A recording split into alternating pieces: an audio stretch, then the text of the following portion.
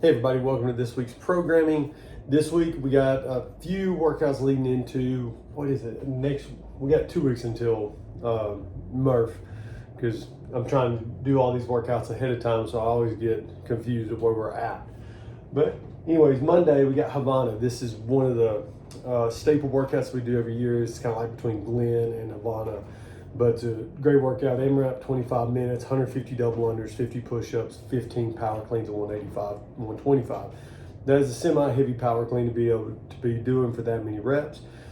For a lot of people, they're not gonna be able to do the double unders unbroken, so you're gonna be breaking those up in small sets, maybe 25 reps or 50 reps if you're really good at them. That still puts you around the 2-minute mark on getting those done. 50 push-ups. Even from the beginning, you probably want to do like sets of 10, sets of maybe 5 all the way through. And then we're going to be doing singles on the power cleans.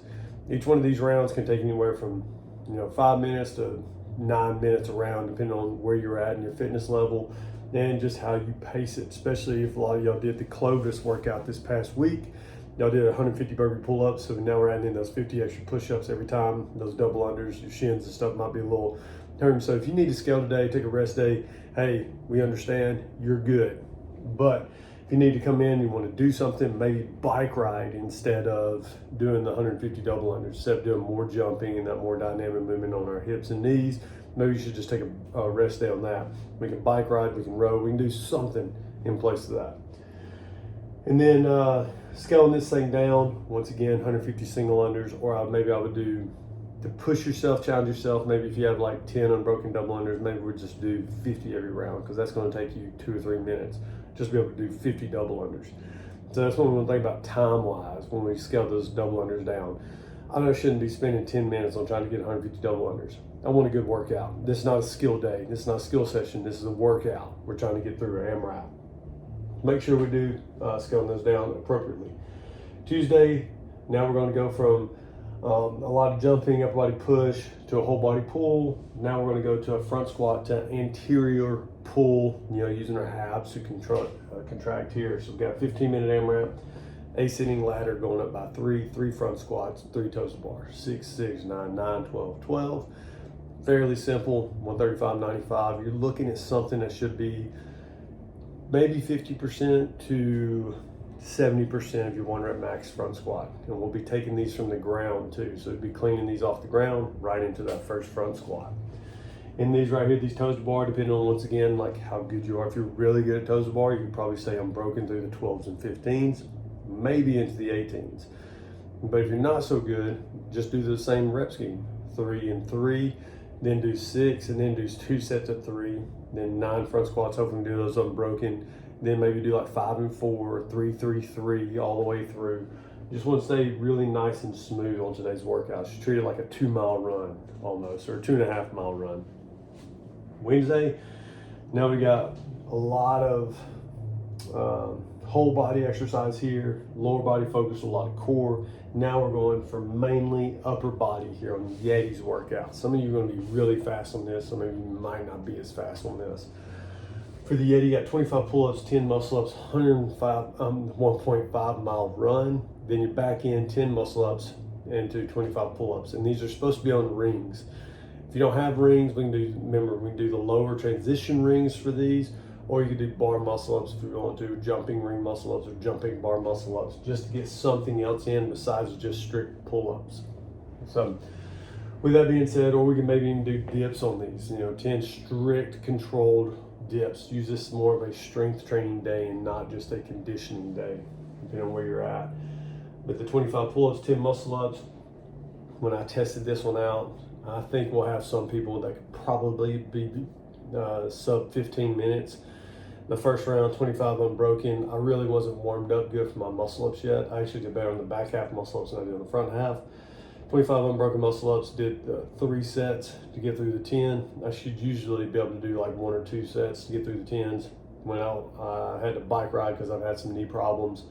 So did that. That took me roughly 12 minutes or so to do the bike ride. Then back in, 10 muscle-ups, got in 2 sets the second round, and then did unbroken 25 again to end on. So if you're looking at 2 and 2, there's 4 minutes of work here. That's what I was doing. So if you're really good at muscle ups, you might be able to get this done in 90 seconds or something. 90 seconds, 2 minutes, so it's 4 minutes total work. Plus, if you got a 10-minute mile, 10.5 minute mile and a half, that'll put you at sub 15. That's a really, really good time for this score. But majority of us probably in that 16 to 20 minute time frame for this workout. Thursday, we got Blake. Now we're going back to whole body, lighter weight workout. 4 rounds for time, 100-foot overhead walking lines with a plate overhead. Then we're at 30 box jumps with a step down, 24, 20 inches. Then we got 20 wall balls, 20-pound wall balls this time, 14 pounds for the ladies. So that right there, 20, a lot of you will probably get that unbroken or at least 2 sets. And then we have 10 handstand push-ups. I like to do strict handstand push-ups, especially just getting some extra strength work, protecting my shoulders. If you want to kip, you can kip, but I would highly encourage everybody doing strict handstand push-ups. And if you don't have handstand push-ups, we're not stacking up 2 or 3 ab mats. That's not getting us stronger.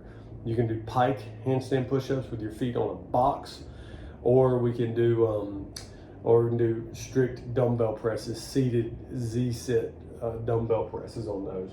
But if we don't have handstand push-ups, we need something to get us stronger to do handstand push-ups. And stacking up 2 or 3 ab mats is not making you better at handstand push-ups. It gives you the feeling of kicking up and doing a handstand push-up, but let's be honest, it's not getting you better at handstand push-ups. Another way to do this too is do 5 negatives. So instead of doing 10 handstand push-ups, we can kick up and slow descent down, not to an ab mat, to the floor, letting your head barely touch the floor, and then you kick down. Stand up, shake it out, go up, 3 to 5 second descent down again. Let your feet fall down, kick up, 3 to 5 second descent down, where your head barely touches the floor. We're not smashing our head on the floor. We want to get stronger in these positions. We just don't want to do some movement in those positions. We want to be intentional, we want to be purposeful. And if you want to get better at handstand push-ups, you got to do the right things to get better at them. And stacking 2 or 3 ab mats up is not the right thing to get better at ab mat. That's my soapbox for handstand push-ups. Friday, everybody's favorite. So we've gone from a lot of whole body stuff. We haven't done really anything major weightlifting wise. Friday, DT, this is our weightlifting day. 5 rounds for time. 12, 9, 6, 155, 105, 12 deadlifts, 9 hang power cleans, 6 shoulder overheads. We all know how to break this up. If you're really good at DT, a lot of people don't do it unbroken anymore. You'll do 11 deadlifts, drop it. 1 deadlift plus 8 hang power cleans, drop it. 1 hang power clean, 6 unbroken shouldered overheads. Do that, repeatable efforts 5 times. If you're not so good at deadlifts, maybe you got back problems, then I would do singles on deadlift. 1, drop, 2, drop, all the way to 12. And then I would try on the 12th deadlift, I would want to do 8 unbroken hang power cleans, then do that 1 into shoulder overheads as much as you can. But breaking these up into small sets in the beginning, unless you're really efficient and you're in very, very good shape, a lot of you should be breaking this up periodically and purposely throughout the workout. Remember, it's not how great you do the first round, it's how great you can do that last round. So always keep that in mind when you're doing those type of workouts. Saturday we got Hoover. This is gonna be a really long workout. This is gonna be one of those workouts where we come in, do a couple of dumbbell snatches, and we're getting ready to run and get out the door and get started. Hoover, 8 rounds for time, 400 meter run, 15 burpee box jump overs, 10 8 calories on a bike, 6 alternating dumbbell snatches. Pretty straightforward. It's just a work capacity style workout. Just come in, we're gonna get started and get the workout done. We'll probably have a 50-minute time cap on this. So if you're in here doing that, just be mindful of that. The coach might have to leave.